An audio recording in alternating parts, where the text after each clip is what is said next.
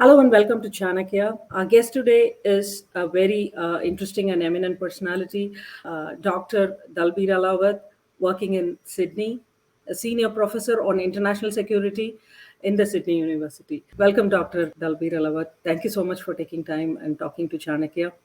How are you doing today? Thank you, Dr. Mala Subramaniam. It's a great pleasure to be with you, and it will be great to share my opinions with you.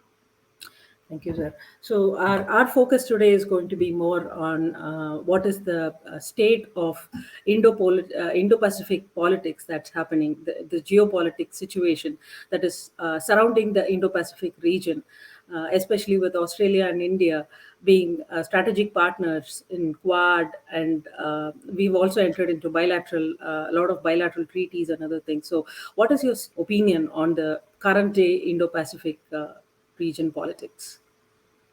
See, the Indo-Pacific region is passing through a big transformation because previously, after the Second World War, the United States became a guarantor of peace in the Asia-Pacific region. However, that continued, and the other countries were focused on their economic development because their security was not an issue. They did not need not to spend have heavy investments in the security sector. But the 9/11 in United States proved a benchmark when the United States focused its energy in Afghanistan and Iraq, and that created a power vacuum in the Asia Pacific region.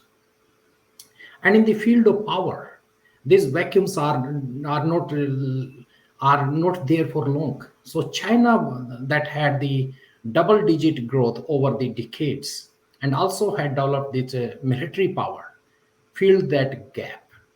And as the United States was busy in fighting wars against international terrorism, China started its sphere of influence in the Asia Pacific region, mainly the South China Sea.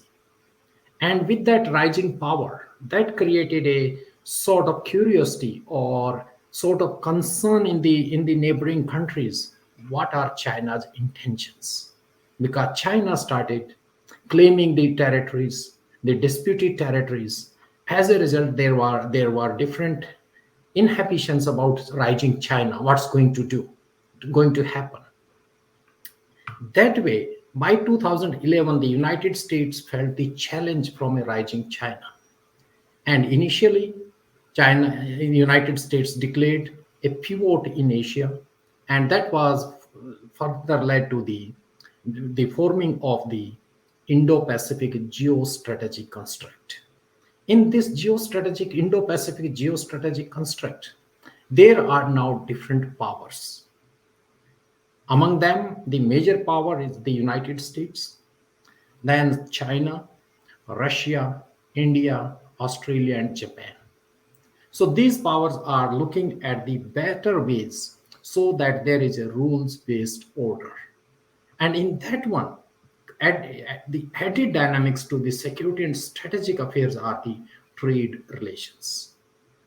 So each country is trying to reshuffle or counterbalance its strategies. And there we are, where are today the Indo-Pacific region is in a flux. Yeah. Whom do you think is the greatest threat in the Indo Pacific region for Australia? See, threat is a very value loaded term.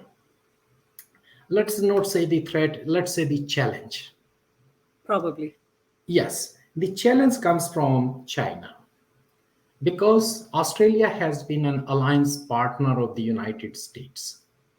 And with the rise of China and its initiation of the Belt and Road Initiative, a global project started in 2013, as a result, China is expanding in the Pacific Islands. And these Pacific Islands are generally considered as Australia's backyard. If the China comes with the military military component there, that can be a threat for Australia. If it comes with only the trade relations, that can be a challenge. So we are somewhere at, as of now, between a threat and challenge. And this is being felt in the Indian Ocean also, where the countries in the vicinity of India are also engaging China, the small island countries, mainly the case study Sri can be Lanka. Sri Lanka, Yeah. where the Havantota port is being handed over to China for 99 years. Yeah, so I have a So, question for you, Professor. Like in your article, I was reading that you typically explained it. So similar to how Solomon Islands, China is trying to get have its wings spread over Solomon Islands, which is strategically closer to Australia. It's also trying to it's engulfed Sri Lanka, and Sri Lanka is debt driven currently. So all these small strategic locations, island nations, which are rather strategic locations for businesses, right? So all yeah. these things are getting falling into China's China's what should I call, trap would be a very crude word, but China's interest, I should say. So Yeah. probably, what is the proactive measure that countries like India and Australia can do against this, in your opinion? Like, it's not more of a I don't want to get into the external affairs thing or anything, but from you have mentioned that we are the key drivers. We should start being as key drivers in the Indo-Pacific region. Trying to are you what are your suggestions that countries like India and Australia should do in this? Yeah, that's a very vital question, and that the is the basically the focus for the scientists to look at it, how the geostrategic dynamics is taking place. Yeah, you are absolutely right that the Pacific Islands and the island were in the sphere of influence of Australia, because these are aid dependent countries. They cannot survive on their own. So they depend upon the external aid. And Australia has been a major aid provider. In addition to that, Australia supports democracy, rule of law, freedom of press, gender equality. So these are the liberal value system that Australia champions in these island countries. There is a parallel there in the Indian Ocean, where India has also the island states in its vicinity, such as Maldives or Sri Lanka. There also, the India has the cultural, historical, and religious affiliations with these island countries for centuries. But of late, when China started the Belt and Road Initiative, we call it BRI, Yeah. then these countries started attracting toward China because they wanted investment in their countries. So far as investment is there coming from China for any other country, that's there. But these countries were in the sphere of influence of India and Australia. And now there is a security component added to this. Because specifically on 15th August, India celebrates its Independence Day. And on that day, the one of the China's ship was on the Havantota port in Hambantota Sri port. Lanka, and that makes India vulnerable. That can spy over Indian installations, mainly in the southern part of the country. Similarly, the the island states in the vicinity of Australia have off and on being accused of signing some security related agreements. So there comes that both Australia and India face challenges in their vicinity in the small island states that are vulnerable. So for that, the one party is there, that is China, and then who are the aggrieved? Australia and India. So there comes the component of some sort of convergence of interest between Australia and India. And it is quite pertinent that previously during the Cold War, Australia and India were in totally different spheres of influence. Australia was the United States alliance partner, whereas India maintained a non-alignment policy. But now both are trying to move closer because of their specific geostrategic interests. So the two countries have signed the Comprehensive Security Partnership. That is a big thing where each other ships can visit the other country, and also they have signed the logistics agreement where the Indian ships can and come to the Australian harbors, and Australians can visit the Indians. In addition, both the countries are doing the bilateral naval exercises. They are doing the trilateral naval exercises with Australia, Japan, India, Australia, India, United States. And also they do the quadrilateral naval exercises like Malabar.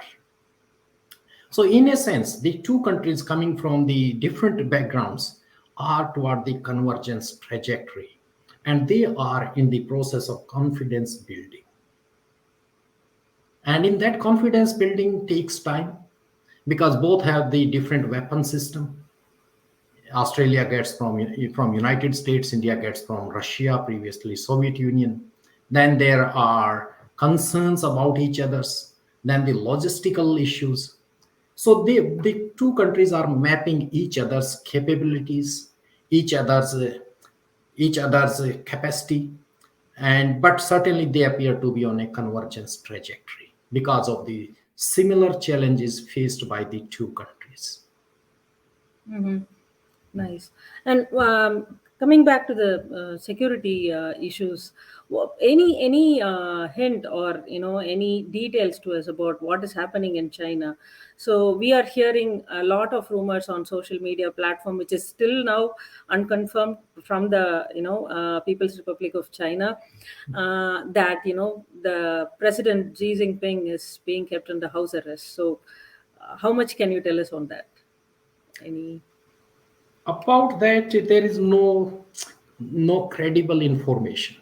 Mm-hmm. No doubt, President Xi Jinping, after 2 years, went outside the country and attended the Shanghai Cooperation Organization meeting.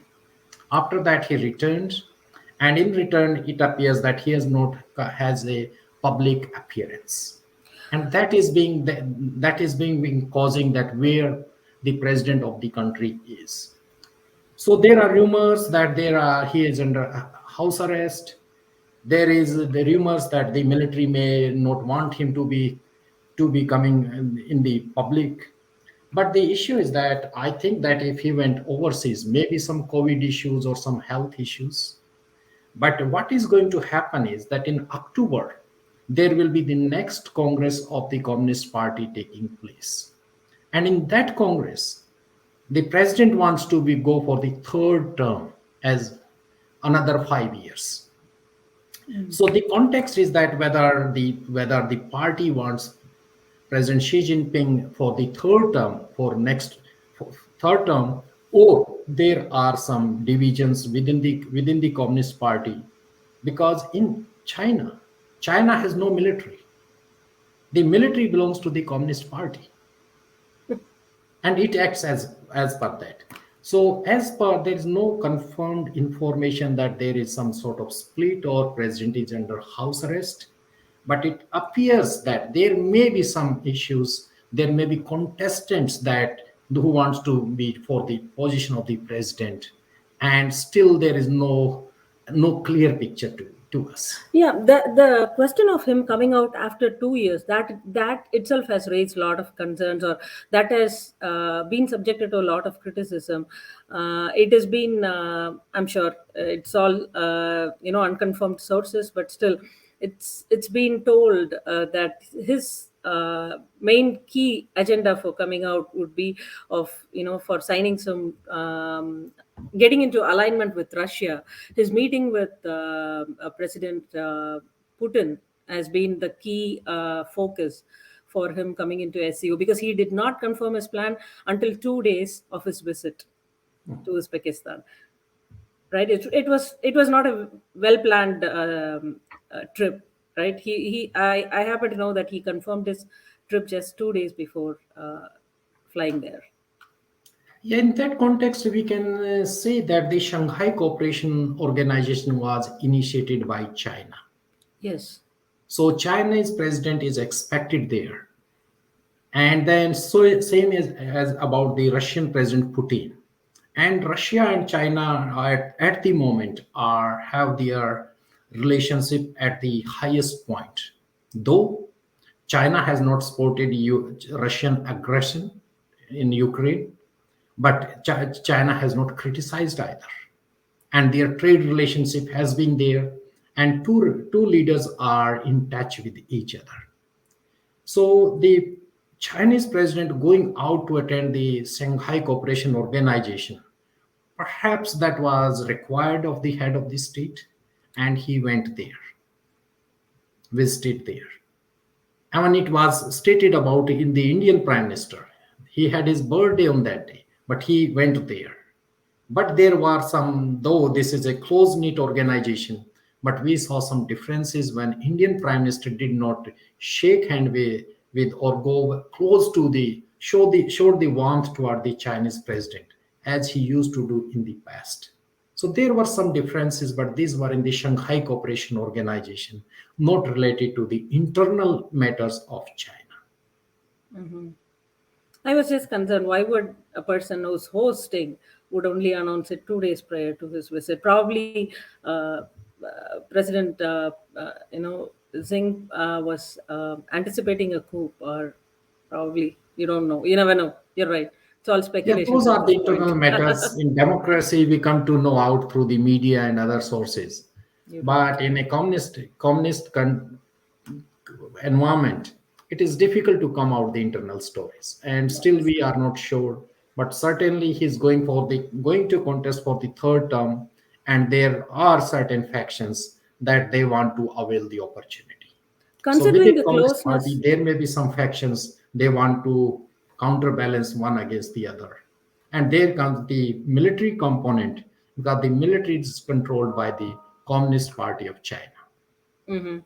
So some Considering journals the may not be happy, or there may be some different variations or opinions about it. maybe internally, you never know, as you rightly Yeah, said. we It's a can't communist government. confirm that. Right. Yeah, no, yeah, that's correct. So, considering the closeness between Russia and China, how Yeah. far Russia is going to be impacting factor in this geopolitical arena when it comes to the Indo-Pacific region?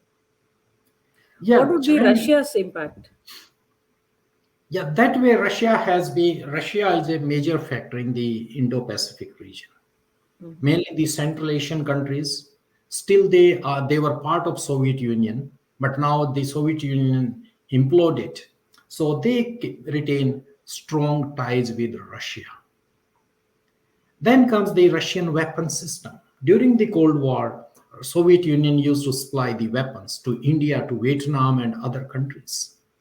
So those weapon system that supply that used to come, you cannot cut off all of a sudden because you need to have relationship for spare parts. Such as India, India has been trying to diversify its arms trade, arms imports, but still 60% of its trade is with Russia. Same is with Russia. Russia's 25% arms trade is with India. So they both, that is a complementary and supplementary for the two countries. Comes the point of the Ukraine-Russia war. In that case, many countries in the Asia Pacific region have not criticized Russia because of their ongoing relation. I mean, India, China, Vietnam, and other countries have not criticized. So that way comes a major role for Russia. But certainly, Russia and China have a major relationship that is developing from the trade to the geopolitical perspectives. So Russia is a factor there. Many countries have not criticized Russia so far. So, when it comes to the Indo-Pacific region, do you think Russia's support would be leaning towards China more? See Probabilities are that, high in that. yeah, in that case, we can draw the two parallels, Mhm. such as Russia has waged a war against Ukraine. Similar parallels are being drawn that China will be stepping up its pressure on Taiwan. Taiwan, yeah. Yeah, it has conducted naval exercises all around the island state, and this has been giving signals passing through the airspace and others.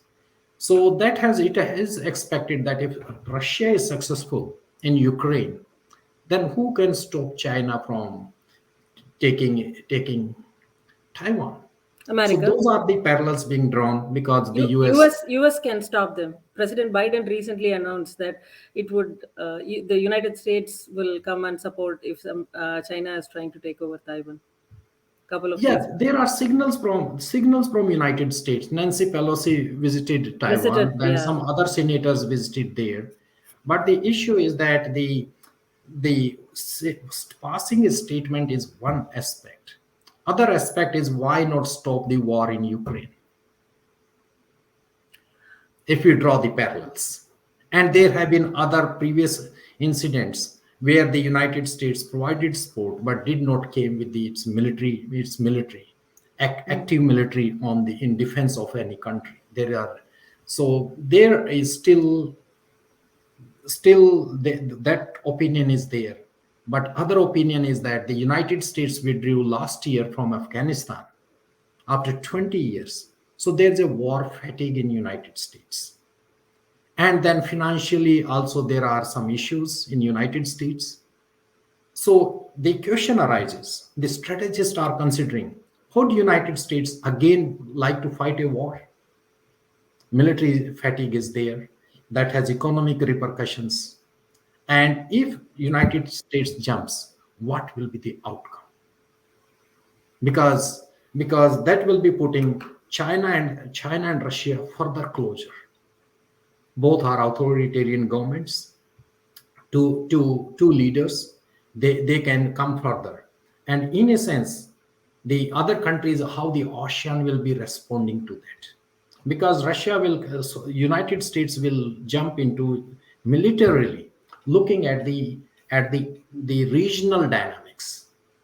For regional dynamics, the major organization is ASEAN, Association of Southeast Asian Nations, that will perhaps not support a war, that would like to go through dialogue and diplomacy. Then comes Japan, South Korea, Singapore, and Australia, whether they would like to support and provide logistical supports to United States, though they are alliance partners, but that they have to consider their own circumstances. Then comes a major country like India. Would India like to be part of the war against China? Perhaps India may not go to that level. It may criticize. It may I don't criticize. think India would. Yeah, it may enhance relations with Taiwan, but sporting a war, that maybe there will be some reservations in India. So it appears that China will be very, very careful, because China is rising and it may not go for a war. China has never fought a war where the logistics are required, the air power and the space and the naval power and the armed forces. That coordination they have never done. Whereas the United States is a experienced player. It has fought in different battlefields. But the issue is that if it further conflagrates, as Russia is threatening that it can use the nuclear weapons, perhaps if China also comes with that one.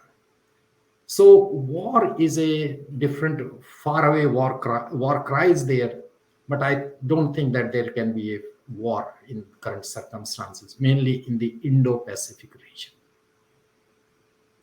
Very nice. Thank you so much, Professor. Thanks for spending your valuable time with us and talking to us.